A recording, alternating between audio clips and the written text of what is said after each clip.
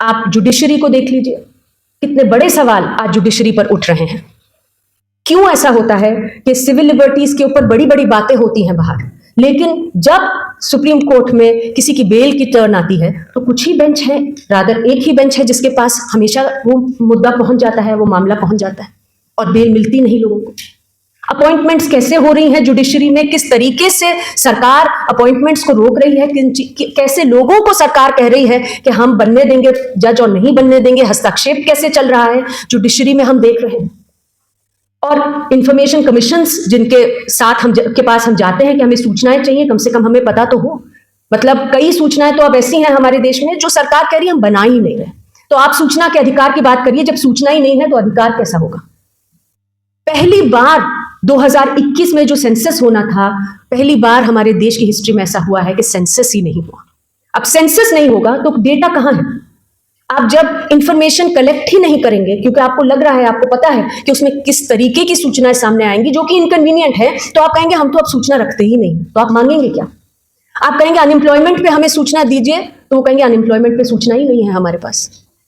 Information commission के पास आप जाएंगे तो आप देख लीजिए, केंद्र में आज भी रिकॉर्ड है कि 2014 मई के बाद एक भी केंद्र सूचना आयोग में नियुक्ति नहीं की गई है जब तक लोग कोर्ट का दरवाजा नहीं खटखटाते। सबको मालूम होता है कि किस दिन कौन से कमिश्नर रिटायर होंगे, लेकिन नियुक्ति नहीं होती है, वेट किया जाता है, वैकेंसीज होती हैं, और जब लोग कोर्ट जाते हैं, कोर्ट में जब ये बात उठती है और जजेस कहते हैं, तब जाके नियुक्ति होती है, वरना नियुक्ति ही नहीं है।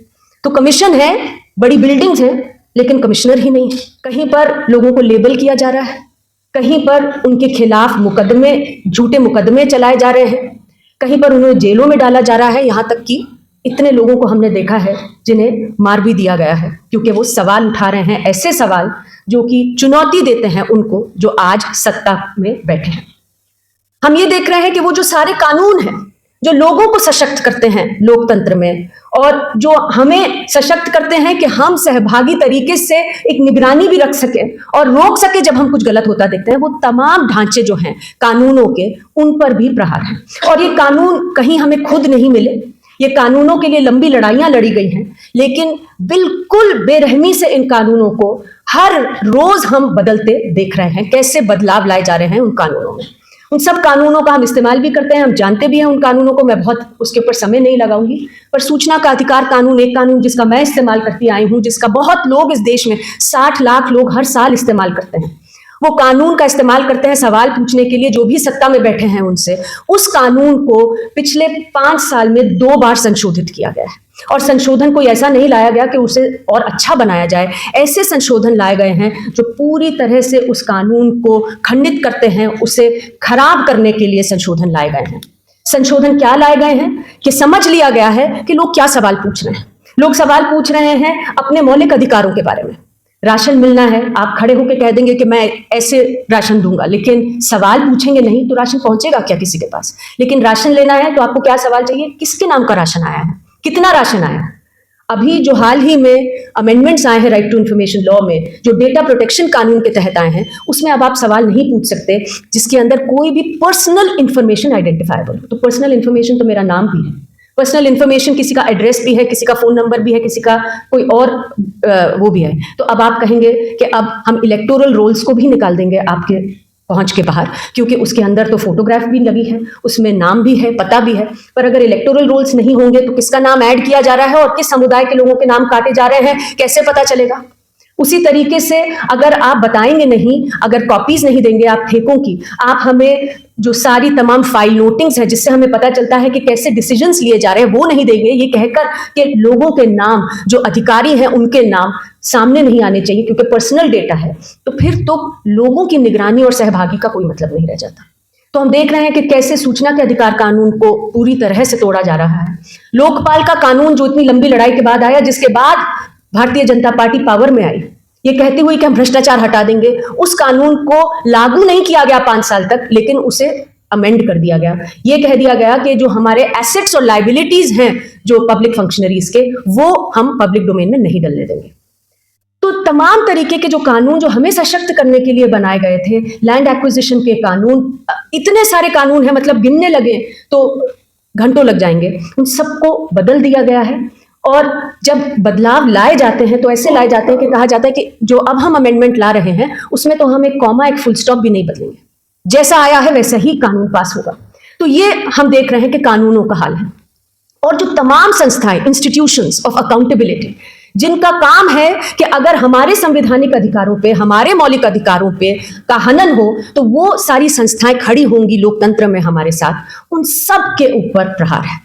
और बल्कि आज हम जहां खड़े हैं उन संस्थाओं को, उन इंस्टीट्यूशंस को दो तरीकों में बांटा जा सकता है। पहला जो कि कॉम्प्रोमाइज्ड है, जिनको कि अंडरमाइन किया गया है, और दूसरा जो वेपनाइज्ड है, जिन्हें कि एक्टिवली हमारे खिलाफ यूज किया जा रहा है, लोगों के खिलाफ यूज किया जा रहा है।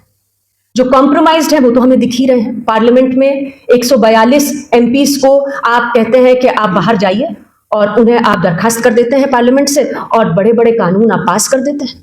पूरा क्रिमिनल जस्टिस सिस्टम जिन 3 कानूनों पर टिका है, वो तीनों कानून आपने बदले without 142 MPs, because they were suspended being in parliament.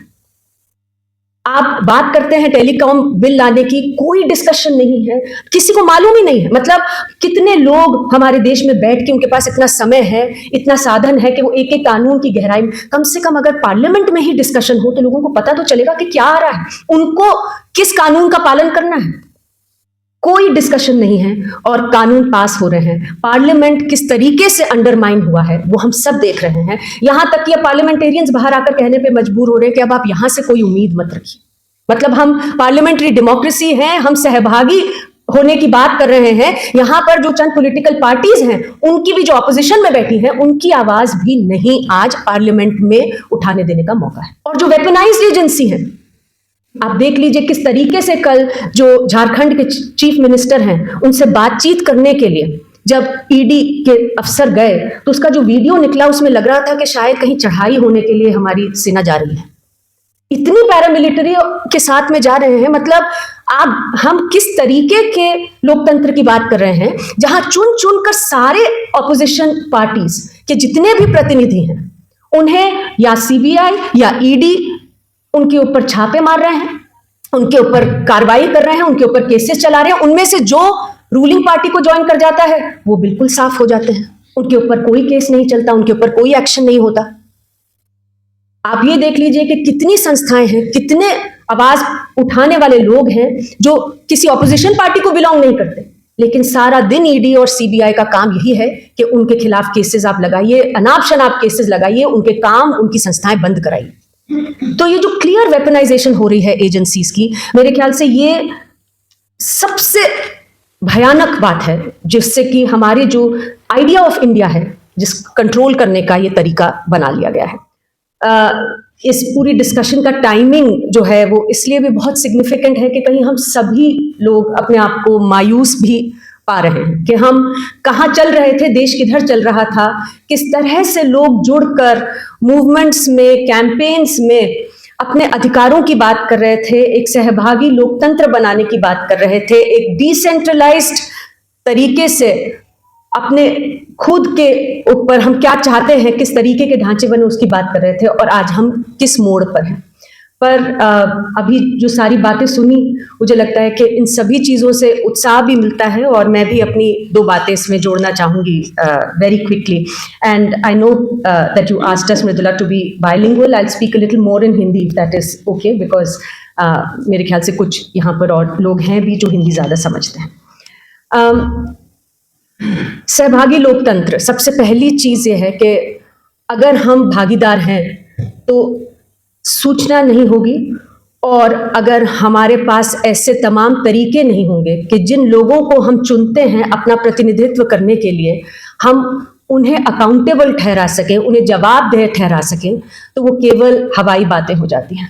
So we know that the kind of challenges that we are facing today, 2 of the big problems are the kind of inequality that we are facing, social and also economic. अगर हम शोध भी देखें तो 9 परिवार हैं जिनके पास 50% से ज्यादा हमारे देश की पूंजी इकट्ठी हो रही है। क्रोनी कैपिटलिज्म अब हम सबको समझ में आ रहा है, हम जी रहे हैं उस युग में।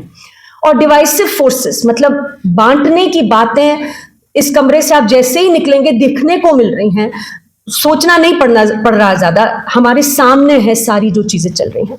ये माहौल बनाने के लिए बहुत जरूरी है कि लोग सवाल ना पूछ सकें। जो सत्ता में हैं, जो पॉलिसी बना रहे हैं, कानून बना रहे हैं, देश चला रहे हैं, अगर उनसे हम सब सवाल करने लगेंगे, हम उन्हें जवाबदेह बनाने लगेंगे, तो ये दोनों ही चीजें पॉसिबल नहीं है।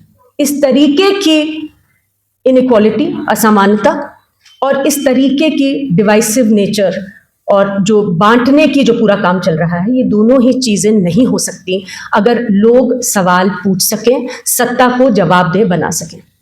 और आज अगर हम देखें, रिक्लेम हमें अगर करना है आइडिया ऑफ इंडिया, कि हम किस सोच के साथ निकले थे, हम उसे कैसे रिक्लेम करें, तो मुझे लगता है कि उसके सामने क्या चुनौतियां हैं जो मुझे नजर आती हैं।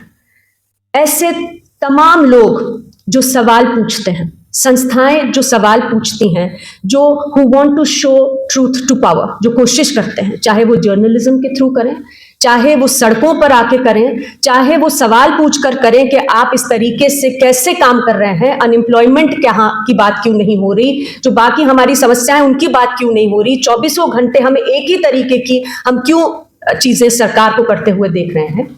उन सभी लोगों और संस्थाओं पे आज प्रहार है।